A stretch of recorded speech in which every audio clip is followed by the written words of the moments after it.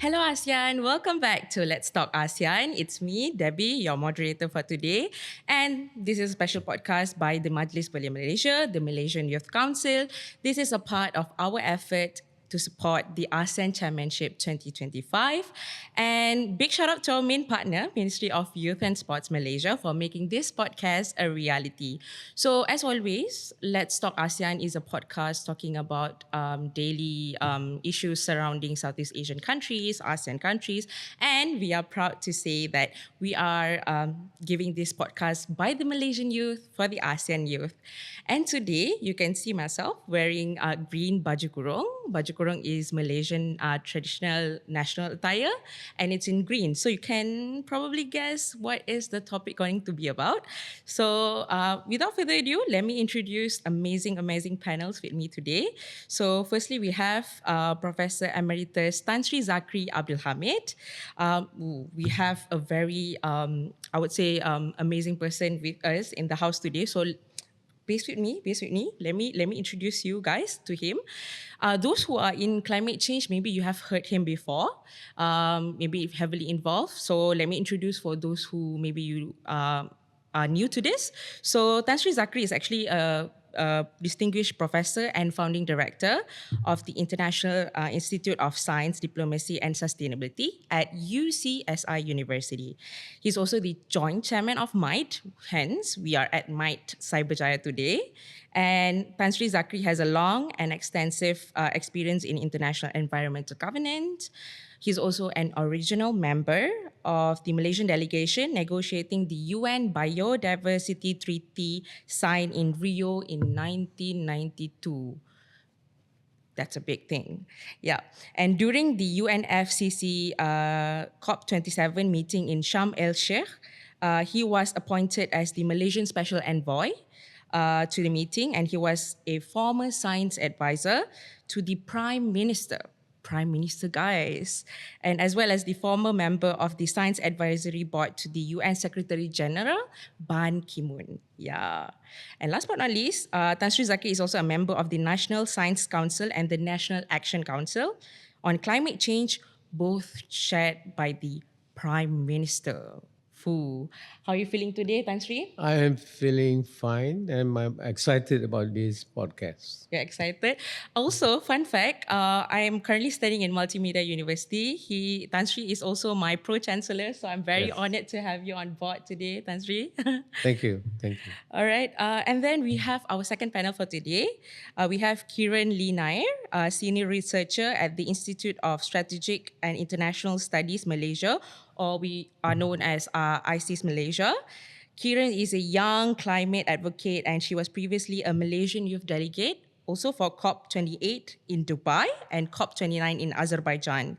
Kiran is also an advisor at the Malaysian Youth Delegation currently. So how are you feeling today, Kiran? Feeling good. Thank you so much for having me. I'm so excited to see both perspective, the youth perspective on this issue of climate change, and also someone who has experienced this on an international level, like Tan Sri.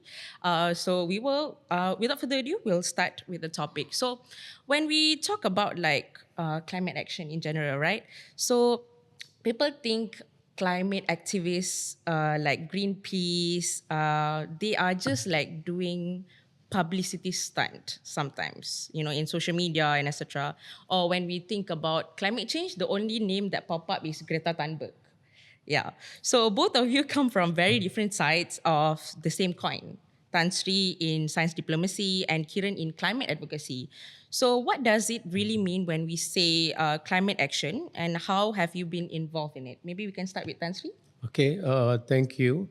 Before we address climate action, I think it would be wise for us to reflect what is climate change. This is an existential threat which has been going on for years, originating from the industrialized countries. And now the developing countries like us are also involved in it. To make a long story short, during the Earth Summit in 1992, the UN Framework Convention on Climate Change, UNFCCC, was signed by nearly the 200 members of the United Nations, and Malaysia is one of them. Now it's almost 30 years, more than 30 years. And you can see when it first started, it's just a statement of intent. But now, through the years, the global community in particular, and also at the regional, ASEAN maybe, at the national level, and also at the local level, climate action is very real. So it's actually a collection of action that all of us, when I say all of us, governments and civil society and others, take to try to arrest climate change. So that means we are looking into things like sustainable development. We're talking about green energy. We're talking about uh, reducing greenhouse gas emissions, and many more.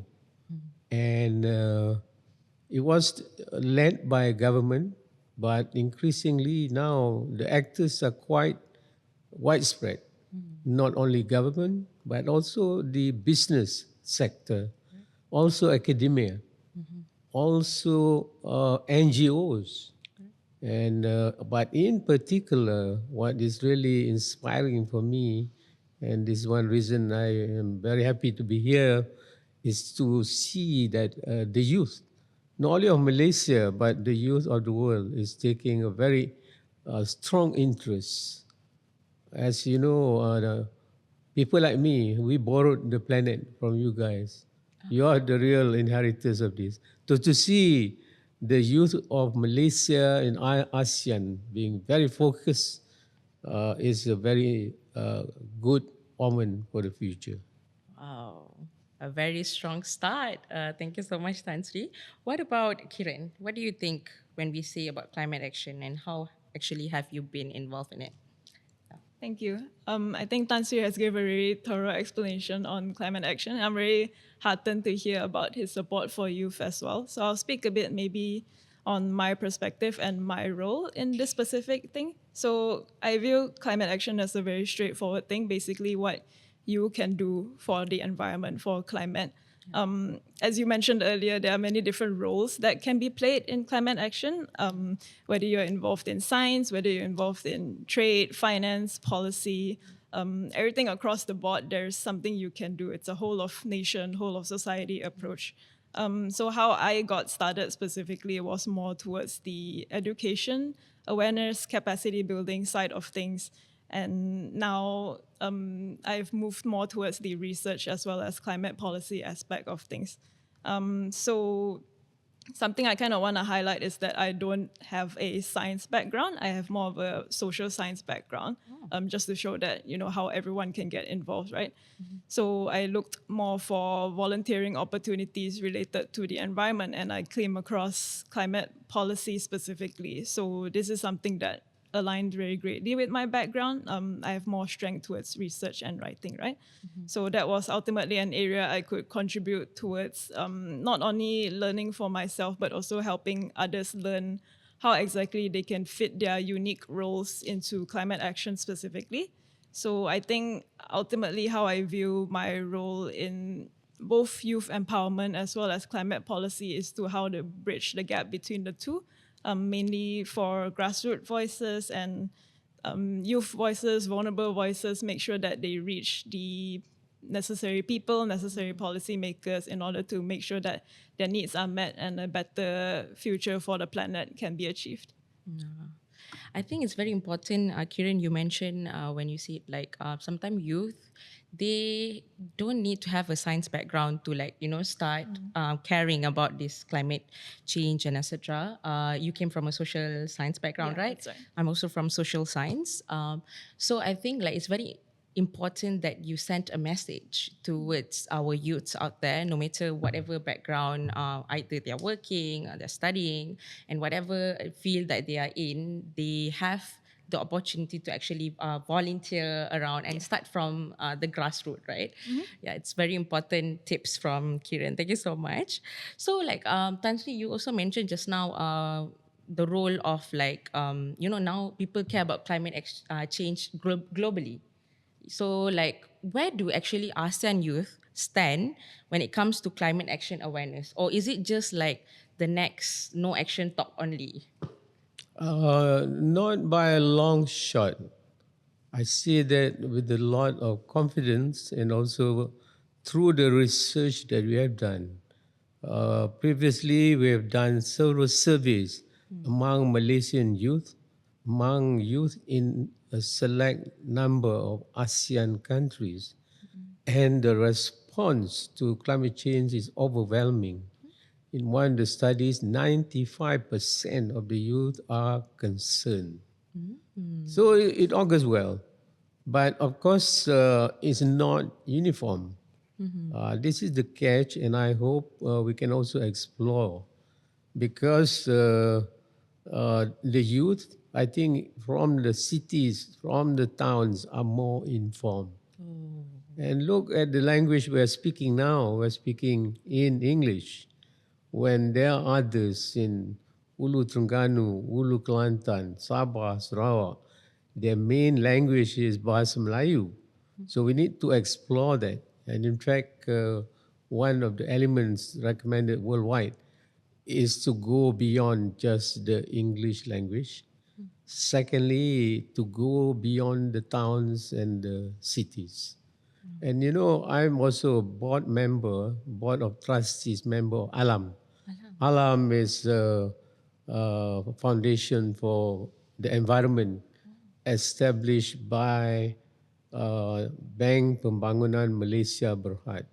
So a few months ago, I followed the management and the board of trustees for planting of mangrove in the wetlands of Stew in Terengganu. I was excited, of course, to see the young people, but what is a bit poignant to me and quite feeling is to realize that these kids, they are wide-eyed and all that, but they are not well informed about environment matters like climate change, biodiversity loss, and all that. And one of the reasons for that is the public awareness or even the teaching is not transmitted well. So the challenge for youth is to really zero in on those young people. They are so ready, to expose themselves in the sun. They're ready to do whatever we told them. But the basics for that needs to be more imbued in them. And this is, I think, the role of the Malaysian Youth Association and others is quite crucial. You mentioned just now about not being a science student. I'm a scientist. I'm trained as a biologist. But it's very inconsequential. The real thing is understanding. The real thing is to go in depth what it's all about. Yeah. I had one friend who was in the US from Princeton one time. He was a seasoned biologist. He said they've been doing this research for more than 30 years, but no amount of botany, biology, chemistry, physics would do this. He said we need the social sciences. Why? Because we are talking about change your mindset. This is really the issue. Change your mindset. And I plead to you guys, be in the area of changing the mindset. And secondly, when you talk about climate change, it's not a global phenomenon alone, but it has local implication. And during that visit in Stew, I had the opportunity to go around the coastal road, and we saw sea level rise impact, climate change. The roads were just destroyed. And people thought maybe it's not, but it's really one manifestation of climate change that we need to tell our people what it's all about. I have more, but let me stop there for a while. Yeah. That's very interesting, Tan Sri, when you mention like actually Tan Sri, nowadays in social media, right? There is like I would say something going on in the social media, belittling social people who study social science. They say we do not contribute much and everything. And I think it's a great point that you mentioned that actually it's on the mindset that we have to change, and it takes a bunch, a village to change the mindset.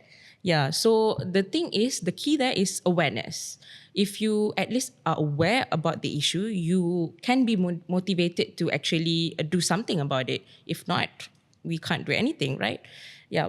Kiran, so you have went to COP29, COP28. So you must be meeting like leaders from all over the world, even ASEAN leaders as well. So where do you think ASEAN specifically stand, ASEAN youth, when it comes to like climate action awareness? So I do acknowledge that I think, like Tan Sri mentioned, I do feel like in a very privileged position to have so much understanding on climate change, climate action as the issue. And I also acknowledge that me being able to reach these specific platforms, being able to reach these specific leaders is also very privileged, because I feel that the importance of platforms like COP and all is to elevate these vulnerable voices. I've met a lot of people who sort of represent the entirety of their communities and entirety of people who are relying on them to make sure that their demands are heard at the global stage. That being said, I've met a lot of youth, both within Malaysia and within ASEAN, I think, who are very inspired to make a change. I think even in ASEAN in general, we are one of the most vulnerable regions when it comes to climate impacts. Yeah. In Malaysia itself, as Tan Sri has mentioned, a huge population of Malaysian youths consider climate change as a climate crisis. And I believe there was a survey by UNICEF and UNDP that highlighted that 9 out of 10 Malaysian youths have experienced climate impacts one way or another. Whether or not they have the sort of awareness or understanding that these impacts are linked directly to climate change or not. So, things like extreme weather, things like flooding, things like heat waves, sea level rise, all of this is already a everyday occurrence for a lot of us. So that is quite important to acknowledge. I think I have a lot of friends, a lot of people I've met from not just Malaysia and ASEAN who are aware of this and also very aware of the need to, I think, advocate at all levels. So grassroots levels, small actions like even small things like recycling or zero waste activities to sort of spreading awareness among their friends towards even going higher and higher, lobbying their national leaders, and also I think lobbying at the global level as well. I think not just for their national leaders to be accountable and to make sure the right actions are taken, but also at the global stage. So to sort of make sure that other countries also are taking the responsibility to make sure that the climate action comes true. Yeah, it's a very important point that again, when you mentioned like sometimes some people who are maybe those who are aware, who are living in cities and etc., they tend to know more about these things.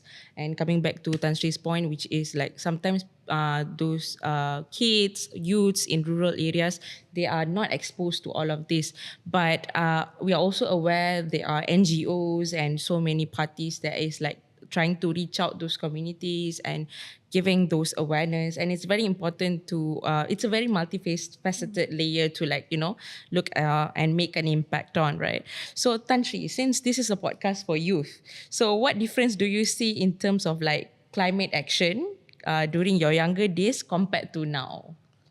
Before that, I want to share with you guys an anecdote. I used to live for nearly 10 years in Tokyo. I was serving the United Nations University. And my children were really like Japanese, their behavior. So one day, when we went back home after nearly 8 years in Tokyo, I took them, they're still young, to McDonald's. So we enjoyed the usual thing in McDonald's. When we finished our meal, they kept the table cleaner than when we first arrived. awesome, isn't it? Yeah. That's how they behave in countries like Japan. 2 years down the road, I went back to the same McDonald's with my children, 2 years older, of course. Then they became Malaysians again. You know what? They left those things on the table and walk away. So when I say about attitude, that's what it is. But your original question is true. When 30 years ago, the awareness is there, but there's not much urgency. But now, and 30 years ago, it's just the government and big NGOs like WWF, IUCN, or here Malaysian Nature Society. But today, there's a mushrooming of organization who are interested. And of course, you mentioned about Gertrude Thunberg, but there are also others, and among you all, you yourself, you can be looked upon as one of those campaigners, and there are quite a number. This need to be fostered. Finally, on youth and urban and rural, we must not forget about traditional knowledge. And this is where our kampong people are more keen, more knowledgeable about what they're doing. Example again, in Sarawak, there's a system of harvesting fish called tagal. Check that out, Tagal, tagal, They have a system where they only harvest the fish at certain times of the year. The rest you cannot disturb those fish. So in the end, you have enough food year round. Unbelievable. And in fact, the world is amazed at that system. I told them, traditional knowledge in Malaysia, one of that is the Tagal system in Sabah and Sarawak, sustainable fishing. Yeah. So besides the AI, space science, and all that, we should also remember traditional knowledge of which Malaysia or ASEAN is very rich in, should also be factored in. Wow, wow, wow, wow. Tan Sri. Nowadays, betul, correct. When we think about like advancing issues like climate change, AI, or whatever, we often forget to come back to our roots and actually utilize what our grandmother, grandfather used to, do. But actually, we don't realize those are best practices to combat the issues that we are currently advocating. We are working for it, fighting for it. So it's very important to like come back to the roots. I think it's very important point that you mentioned. And even last time, like when I was in primary, I remember people always say like, 2040, the world is going to end because people don't care about climate change. It's gonna be so hot and etc. So I think it's very important to see the difference, what people used to think about climate change and what they're willing to do back then versus now, right? So for Kiran, you are a climate advocate. So of course you have encountered many challenges. Yes. So what are those challenges that you would like to share, so that maybe younger generation nowadays, they don't give up to talk about it? That's a very good prompt. So I think challenges, maybe I'll highlight 3 specific challenges. First thing, of course, is resources. As I mentioned a bit earlier, it's definitely a privilege for me to kind of be sitting here and be able to have this discussion with you, because there are a lot of people who are in far more precarious situations who don't necessarily have the platforms, who don't necessarily are able to verbalize the struggles that they have. So I sort of view my platform as a very important responsibility in that way. Things like time, things like money. As I mentioned, I started this as a volunteer thing. So taking the time to sort of be able to contribute to this field was a very difficult challenge for me personally. When I talk about money, it's money to sort of, sustain operations, to fund programs, to be able to carry out any sort of initiative or programs or workshops that you have. this is a universal problem, right? There's this initiative that's going on around now for the upcoming COP30 in Belém in Brazil. There's a huge restriction on the amount of accommodation that is available, on the prices when it comes to traveling all the way there. So there's a movement to sort of coordinate with the COP30 organizers to make these things more accessible. So this is some of the illustrations of the challenges when it comes to resources. Also, as mentioned earlier, Tan Sri mentioned about things like language barrier, things like if you're sort of struggling to live by day to day, how are you supposed to care about the climate, that kind of thing in general, when you can't even put food on your table. So this is the kind of responsibility I think that's very important to bear in mind as a youth climate advocate, especially. The second challenge I think I have to highlight is things like greenwashing or youth washing.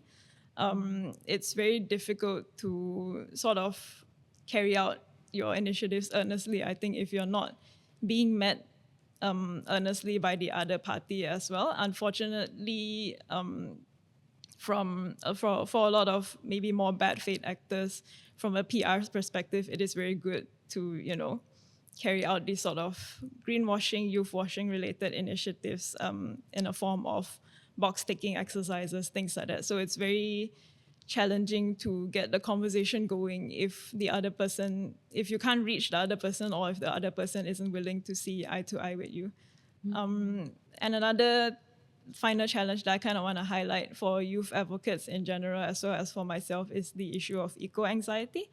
I do think this is an issue that's getting more and more prevalent, and also more and more awareness about it nowadays. The fact that climate change is such a large issue, it's such an existential issue, and sometimes as a youth advocate, you're definitely not alone in this, in the way that you're thinking that, I'm only one small person, what can I do about this such a gargantuous problem, especially if sometimes you feel powerless, right? It's like all the power is in the hands of people who are higher than you, and there's only so much you can do. And a lot of the change has to come from these people in general. But just some advice, I guess, also, since I have to give, is that to focus on what you can do, and also to focus on finding communities, finding local NGOs, finding local organizations that you can work with, and to sort of find your purpose there in order to combat the eco-anxiety, because change does happen even if it's very incremental and slowly. All right. Very important things. You mentioned also some tips, very good tips for our aspiring climate change leaders out there to continue in this spirit. And we'll be back after this, after a short break. See you guys in a few minutes.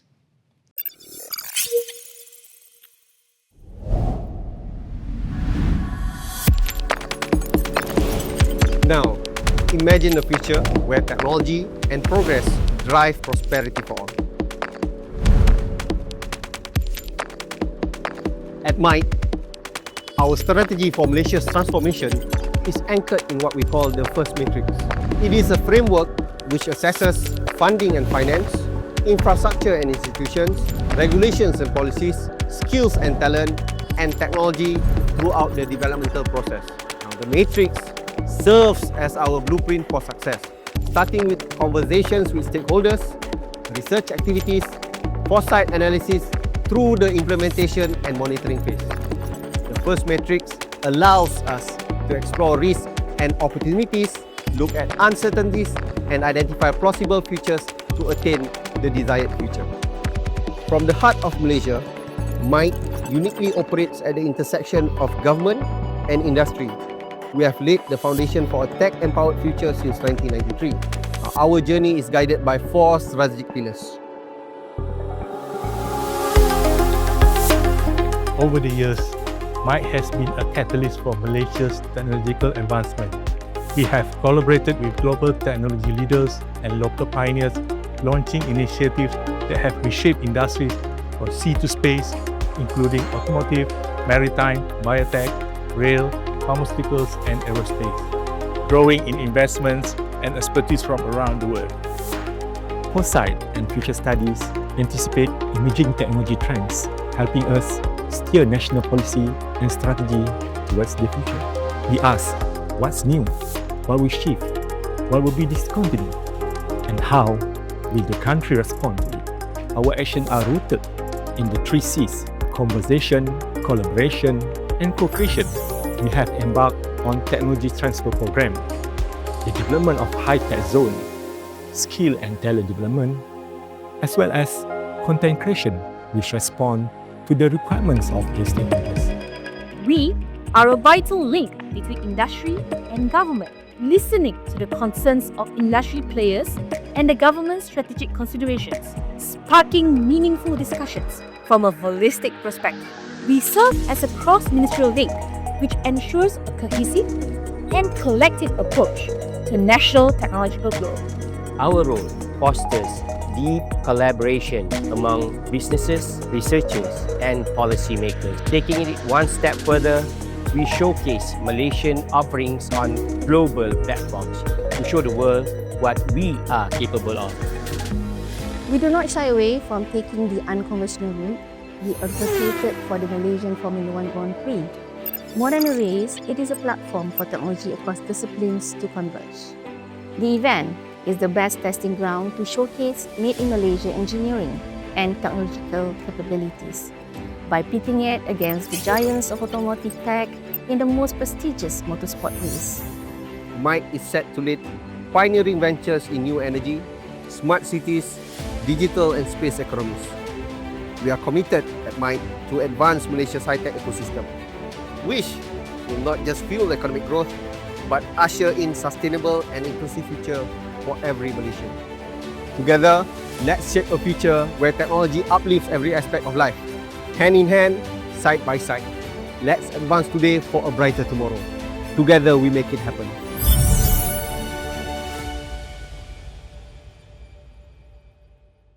All right, welcome back to the Let's Talk ASEAN podcast, a podcast by the Malaysian youth for the ASEAN youth. All right, I am so fired up in this chair right now because I have a very, I would say, controversial question, lah, guys. So, we hear about COP every year. It's annually and everything. So, how effective is COP actually when it comes to climate action? Or COP is just NATO, no action, talk only. So maybe Tan Sri, you can go first. Okay, first of all, you should know what COP is all about. It's the conference of parties or members of any one treaty in the UN. Like climate change is the UN Framework Convention on COP. And today, I think in a few months' time, we're going to COP 30 in Belém. Okay. That is in Brazil. But that's been going on almost on an annual basis. I was in COP1, so that's how young I am in Rio, But I've been going to several of these, but more on the COP on biodiversity. That's my specialty. When people say COP is sort of a waste of time, it's not true. We need it. COP is really a meeting of countries to develop the agenda on, say, climate change. What do you do? And after you tell yourself the temperature is increasing, you cannot exceed beyond 1.5, but now it's 2.0. So where are you going to take that message? So that's the role of COP, to develop the agenda, the framework. So remember, during the first COP in Rio, there's not much happening. It's just a statement of intent. And for a long time, it has been that way. For the climate change COP, there was a moment, you may have heard of the Kyoto Protocol. I believe it's 1997, something like that. That's when some action were taken that countries need to cap their temperature increase to 1.5. But at that time, because you may know, this climate change is started not by small countries like Malaysia, Thailand, and all that. started by the industrialized countries since 1750. Since the Industrial Revolution, they've been doing it. And now they've been telling us, oh, you come on board and come with us and help us reduce the temperature. That's not fair, right? So one reason that is why COP has to be around. And the second thing, you see the phenomenon of climate change. Who received the brunt of the negative impacts? It's like Pakistan. 2 years ago, their damage is about 6 billion. And a few weeks ago, another round of big flood occurred in Pakistan. You think Pakistan has the money to take all those actions? They don't. They need the global community, in particular uh, the uh, the rich countries. I myself is a former climate refugee. In the you remember a few days ago the 1 in 100 flood in Pahang, you know. I was one of the victims in Bentong. We escaped with just the clothes on our back. We lost a lot of things, yeah. And there were even deaths, not in my family, but in some others. So it's very real. So back to your question, Debbie, it is necessary because COP would set the standard. Like you remember the Paris Climate Accord in 2015. We make countries agree that you try to cap your temperature rise not beyond 1.5. Of course, that's rhetorical. Now it's beyond 2.0, but still it's a aspiration, you know. And you know, with that, countries are asked to have this nationally determined contribution (NDC). Like Malaysia, although it's a small one, but we are part of the global community. So, so those are the kind of things. And finally, I think to arrest climate change takes money. Do you know that what is the amount that's needed for mitigation and adaptation? It's about 100 billion US dollars per year for the developing countries alone. 100 billion US dollars. That's about 450 billion ringgit. You know, who got the money? But right now, the countries, the industrialized countries also are not irresponsible. They're quite responsible. But the amount collected, I think, is only about 20 billion US dollars.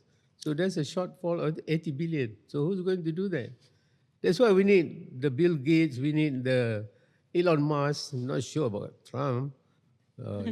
Is beyond repair, but the others, you know. What I'm saying here, although we are quite upset, but this is a global problem which we need to collaborate. So again, a message to the youth of this world: collaborate, you know, cooperate, you know, and live harmoniously and help one another. All right. Wow. Well, Tan Sri, I like when you mentioned again, it's collectively an effort from the business parties, like those leaders like Elon Musk, maybe Trump, and it's a collective effort, especially the youth, because they are the ones who is watching this from the moment. I would say they are more aware from younger days, their younger days, compared to the generation back then. So it's really important for platforms like COP29 is there to give those awareness on a very international level towards these like youth climate activists and etc. So Kiran, so you went to COP again. So what is COP's contribution to the ASEAN region? What do you think it can contribute? I want to add on a little bit on Tan Sri's points earlier as well. I do largely agree with him that COP is still a necessary platform to have. I think I have a complicated perspective on it as well, right? Because I feel like there's a lot of geopolitical instabilities lately, things like Trump moving out of the Paris Agreement, things like that.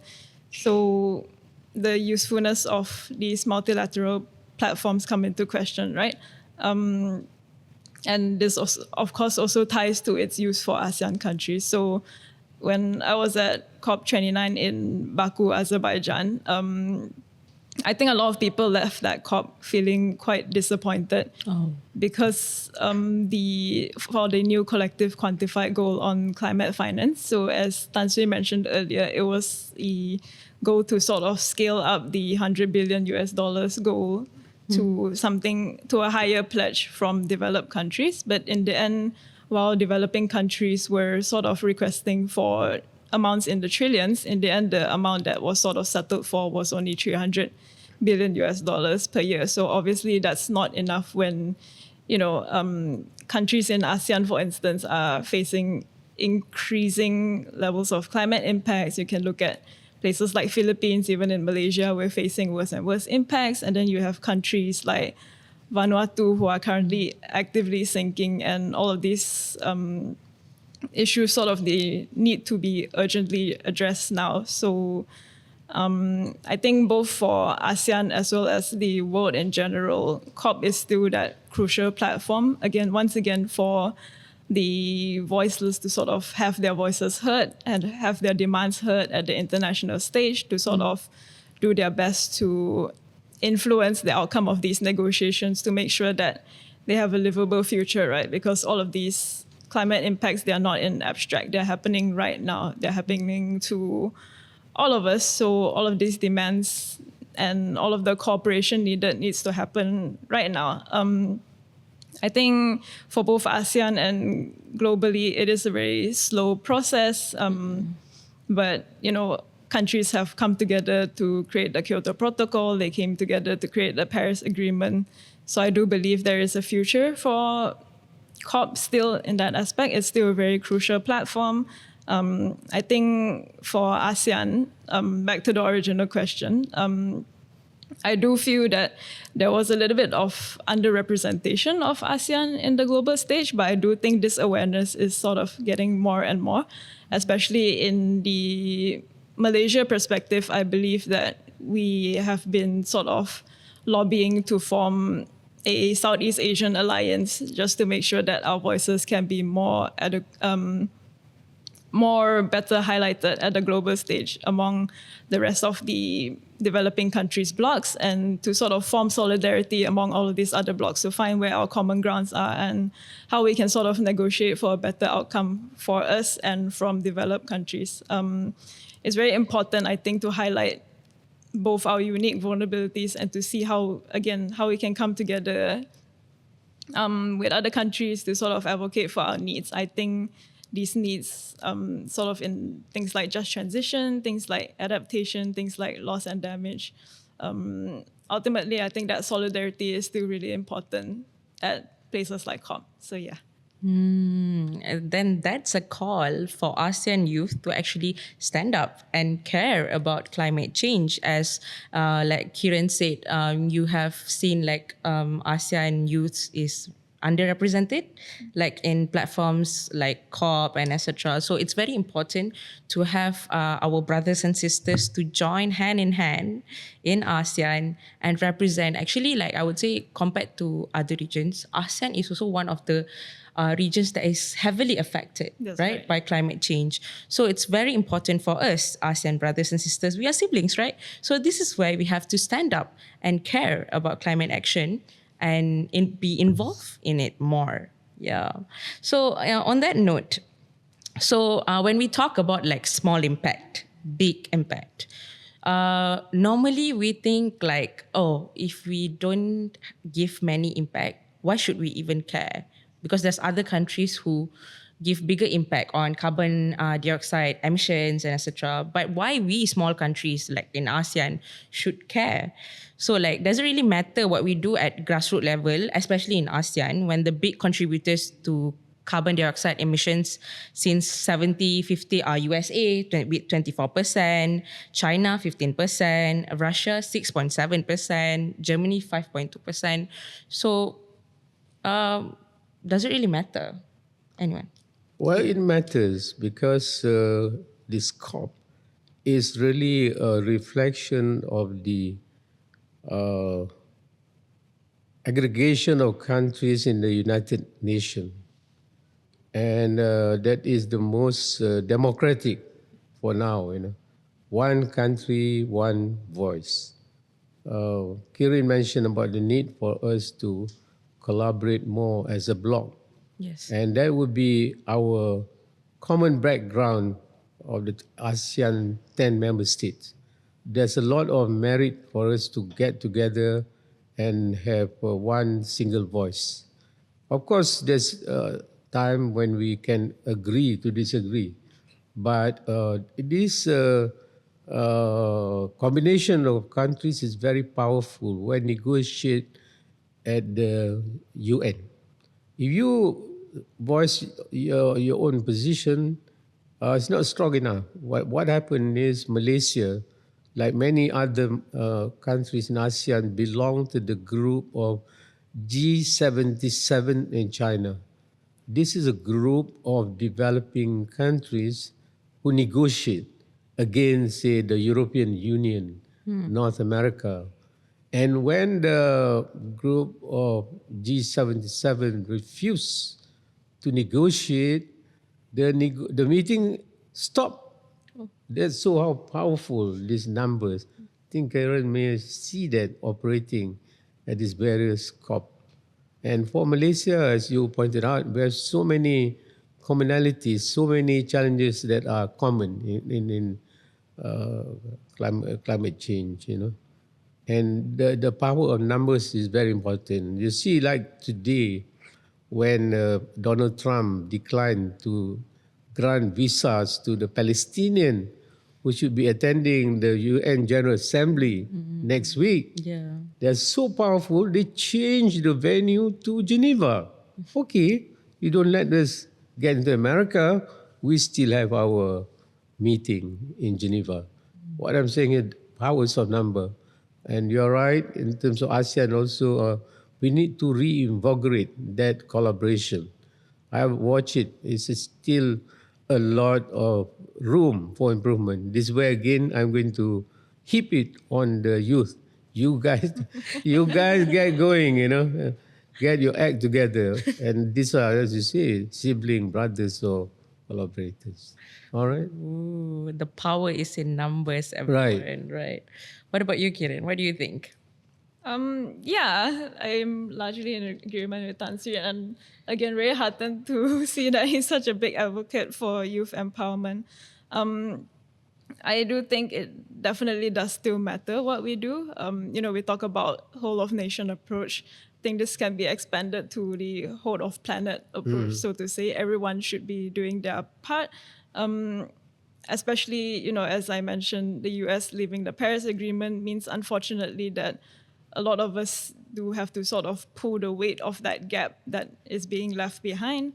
Climate change, again, is already a reality for us. We cannot sort of speak in hypotheticals or speak in vague terms about the future of how it's going to impact us eventually, because it's already impacting us now, especially for countries like within the ASEAN region. So, and emissions is one part of it, but climate change is such a issue with so many interlinkages. I think my specific area of passion, especially, is also in human rights. So when we talk about climate change, obviously there are so many aspects of human security that are being impacted by all of these climate impacts. And then there's this concept of just transition, right? The concept broadly sort of describes how when you're moving away from fossil fuels, like you're moving away from emissions, you have to make sure that no one is sort of left behind in the part of that process, right? You have to think about the workers who may be impacted, not just workers, but also whether the needs of vulnerable communities like youth, like children, like women are sort of being addressed in this moving away from fossil fuels as well. Aside from that, also, once again, I think going back to the collaborative part, we, again, like Tan Sri mentioned, we have power in numbers, right? Through the G77 and China bloc. If the whole bloc can sort of come together and rally for a specific cause, then that's where we have the most influence to be able to change something. So if I'm not mistaken, this was seen during the advocacy for the loss and damage fund, because the G77 and China stood as a bloc and stood for their specific needs. That's how it led to the eventual operationalization of that fund, which is very crucial, again, for countries, especially countries like small island developing states who are facing such huge brunt of climate impacts and that are sort of no longer recoverable, and they need this huge amount of finance, they need huge amount of support to be able to address this issue, so that global solidarity is so important and can make such a huge impact. When you talk about like small developing countries, for example, like I always heard about Tuvalu. It's also a country that is currently affected by climate change. It's actively sinking and stuff, but it's a beautiful, beautiful place. It's sad to hear that our friends from these countries sometimes they do not have enough fund to actually solve the problem. But coming back to the numbers, sometimes when you look at the developing countries, they need a lot of money, and they are, they are making effort towards it. But what about those countries that is unable to catch up, communities that are unable to catch up to this climate change, I would say development, improvement, etc. It's very important. Again, you mentioned that when we move, it's a collective action and it's a dominating effect. We have to care about like the human rights issue and etc. So it's a very, I would say, multifaceted again, right? Yeah. So when we talk about all of these things about climate change, greenwashing, etc. So at the end of the day, do we really think we are able to save the planet? I think yes. Go ahead. It's not, to me personally, I hold this value very strongly. I guess it's not a matter of whether we can save the planet. I guess we just must, and we have to. There's so much we can do now. You see a lot of people say that we already have the solutions there. We just need to act upon it. We need the political will. We need the global solidarity to act upon it. The sort of deadline, so to say, is getting closer and closer to be able to de-escalate the impacts of climate change. So we cannot sort of afford to sit by idly and do nothing. We just must simply act upon climate change. Yeah. Okay. What about Tan Sri? It's two things, okay? What I say about the planet. One is about saving the earth. There's no problem there. If we are not on earth tomorrow, the earth would still be there. I want to draw your attention to a podcast or video from Julia Roberts. See, I am nature. I am Mother Nature. I've been here for so many years. You can do nothing to me. It's you that is going to be suffering. And it's true. If there is this threat of climate change where we can't live on Earth, it's us, human beings and the other species on Earth that would die off. Just like the dinosaur, they will go away, but the planet is still there. Yeah. So your question, whether we can save it? Not only we can save it, we must. We must. But we must have the wherewithal, the game plan, and the game plan has been somewhat carved out by the COP of the climate change already, or even the content of the Paris Climate Accord. There's so many things that we can do. So what we need now is to work on it, to work on it. No one is a bystander. Each one of us has to be responsible. You cannot walk away. How you do it, that's for you to work it out. Yeah. Yeah, that's true. Well, again, that's a call for all of us again to look at climate action very seriously, and all of us are responsible towards the globe that we are living in right now. At the end of the day, we are the ones who are living in it. So if we don't make it a good place for us to live, I don't know how else will the world turn out, I guess. Right. Yeah, so Kiran and Tan Sri, it was a very great session today. you. So we have learned a lot about like what we can do, what are the challenges, what we cannot do. And at the end of the day, it's not about like putting an end goal that we can save the planet, but we must. It's a responsibility. So what's your message to the ASEAN youth about climate action itself? Shall I go? Yeah, first? go ahead. Yeah, it's just like Tan Sri said at the end, honestly. Figure out your purpose, figure out what it is you want to do. There's so many things you can do now when it comes to climate action. So figure out what really, really matters to you, how you can contribute. And I think also very importantly, seek out a community that you can work together with, because I think that community is so important to uplift you and remind you of your purpose, and reminding you that there are so many people who also care about this planet. It's not just you. And there's a brighter future ahead if we can work together to resolve it. Hear that, guys. What about you, Tan Sri? Well, we have the aspiration, we have the vision, we have the roadmap, it's all there. It's for us to work on it.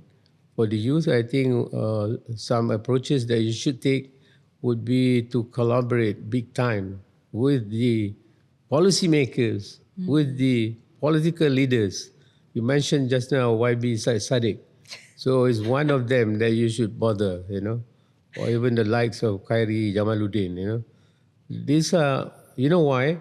Because in any movement, in any country, it's the political leaders who would set the tone, Yes. who would lead, But the so-called knowledgeable expert people like me, I may have all the knowledge in the world, but if I cannot influence Yeah. the political leaders, then it's no good. So we're not talking about recommending, because these leaders, they don't want to hear prescription from you. So your advice should be relevant. You should not be prescriptive. And you should be humble, even though how much you know. And I think youth is the most humble of people today. So there's a lot of hope looking at you. Thank you. Thank you. Thank you so much, Tan Sri and Kiran, for the session today. It was a very fruitful session, especially I would say to those youth who might not know anything much about like climate change, etc. I'm sure you have provided them with very, very ample resources and like at least the basic awareness on climate change today. So we would like to sincerely thank Tan Sri and Kiran for taking the hot seats today. And you really left us with a lot of to think about. But thinking alone is not enough. Action is required. Yeah. So stay tuned for Let's Talk ASEAN for the next episode, the podcast that is by the Malaysian youth for the ASEAN youth. And remember to hit the subscribe button on the YouTube channel. And we have to see you guys in the next episode. So bye. Thank you. Thank you. Thank you.